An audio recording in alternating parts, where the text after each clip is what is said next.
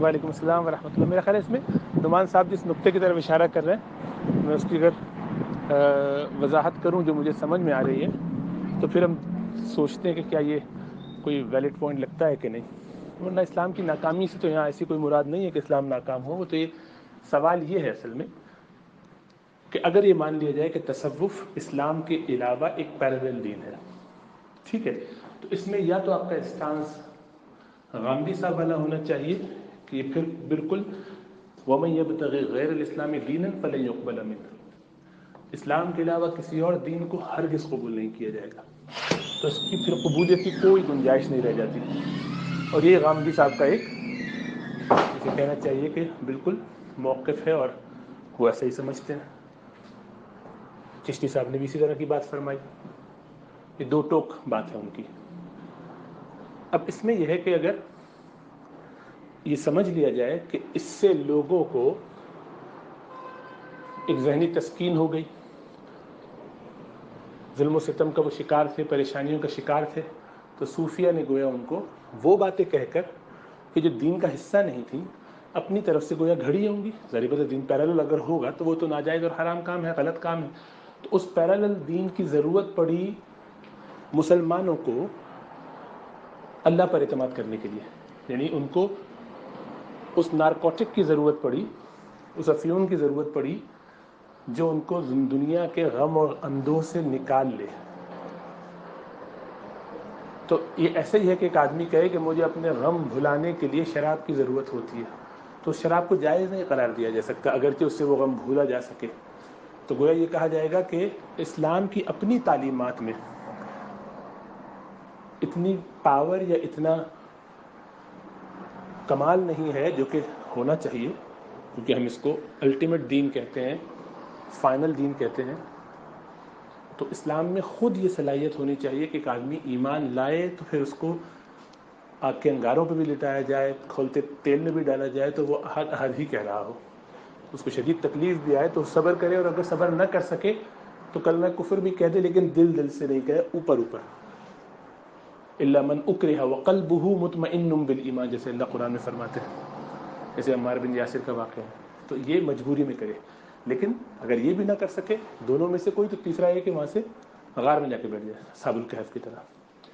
لیکن یہ نہیں ہوگا کہ وہ ریزورٹ کرے مثلا ہندوازم میں چلا جائے گا کہ یہاں سے مجھے ذرا تسکین زیادہ ہو جائے گی, یہاں چلتے ہیں, یا کرسچینٹی میں چلتے ہیں, وہاں ذرا دل کو ان کے ہاں تسلی کی باتیں زیادہ ہوتی ہیں, سودنگ ایفیکٹ ہے. تو اگر یہ سودنگ ایفیکٹ ہے جو لوگوں نے استعمال کیا اور صوفیہ کے اس کام کو یہی قرار دیا جائے جیسا آپ نے دیا, تو پھر یہ تو ایک ایسی چیز ہے کہ جس کو نہ صرف یہ کہ قبول نہیں کرنا چاہیے بلکہ اس کو تو رد کرنا چاہیے. کیونکہ اسلام میں غیر اسلام کی آمیزش کیسے قبول اور برداشت کی جا سکتی ہے. تو نعمان صاحب اس طرف اشارہ کر رہے ہیں میری سمجھ کے مطابق کہ اگر ہم تصوف کو ایک پیرالل دین سمجھتے ہیں جیسا کہ غامدی صاحب سمجھتے ہیں, تو پھر ہمیں یہ ماننا پڑے گا کہ یہ قطعی غلط ہے. پھر اس کو یکسر رد کیا جائے دو ٹوک انداز میں ایک اصولی موقف رکھتے ہوئے. اور اگر ہم یہ سمجھتے ہیں کہ نہیں ایسا نہیں ہے بلکہ اس کے کچھ فوائد بھی ہیں, اسی لیے میرا وہ سوال جو تھا وہ اسی طرف, چشتی صاحب سے میں نے کچھ سوالات کیے تھے تو اس میں ایک سوال یعنی ایک سوال یہ بھی تھا کہ کیا اس کے کچھ فوائد بھی ہیں, کیونکہ انہوں نے خود یہ فرمایا کہ میں نے ایک کتاب لکھی ہے تزکیہ و احسان کے نام سے. تو میں نے کہا کہ ان میں کامن گراؤنڈز کیا ہیں جس کی بیس پہ کیا ہم جمع کریں تو ایسی کوئی تطبیق ہو سکتی کہ دونوں کو ساتھ لے کے چلیں. اور پھر میرا یہی پوائنٹ ہوتا اس کے بعد, وہ یہ اگر بات کہیں تو کہ اگر ایسا ہے تو پھر تو ہمیں گویا اسلام اکیلے کافی نہیں ہے.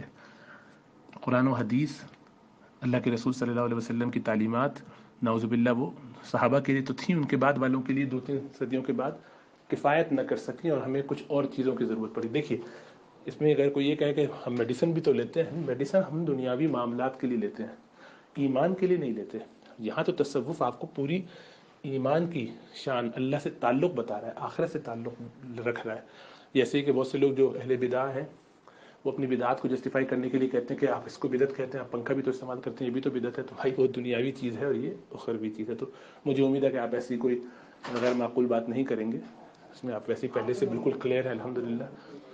لیکن یہ کہ ایسے اگر خیال آئے تب بھی تو ہم یہ کہہ رہے ہیں گویا کہ اسلام میں روحانی طور پر ہمیں سپورٹ کرنے کے لیے یا ہماری روحانی ضرورتوں کو پورا کرنے کے لیے انف سٹف موجود نہیں ہے. یعنی اسلام گویا اس حوالے سے ناکام ہوا ایز اے پورا ضابطۂ حیات بھی اس کو کہیں جو ہر حوالے سے ہماری رہنمائی بھی کرتا ہو, اور اس معاملے میں کہ جو ہمیں اسپریچول ضرورت ہے اس میں ہم ڈپینڈنٹ ہو گئے ایک پیرالل دین کے, تصوف کے, گویا ہندوازم کے, گویا سکھزم کے, یا کسی کے بھی, بدھسٹ ہو گئے, ان سے کچھ فائدہ اٹھانے چلے جا رہے ہیں.